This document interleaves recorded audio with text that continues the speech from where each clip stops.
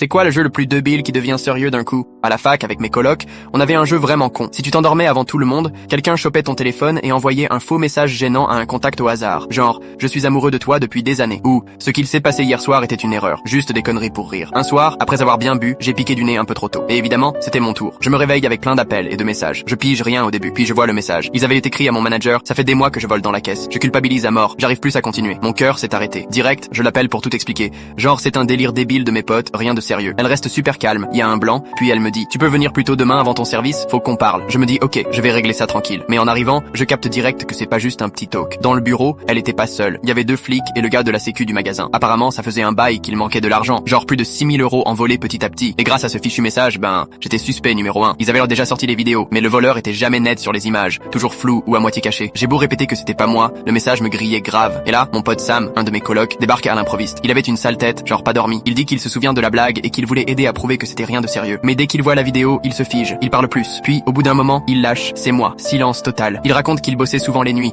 et que ouais, il volait vraiment. Mais il faisait ça pour payer les traitements de sa mère, qui avait un cancer. Il savait pas comment le dire à personne. Et le message, ça l'a forcé à tout balancer. Ce qui était juste un jeu à la base, a foutu tout en l'air. Et le plus fou, c'est que le mec qui avait lancé ce jeu débile, c'était justement le voleur. Sam a pris un enferme. Et moi, j'ai perdu mon taf, mon appart et mon meilleur pote.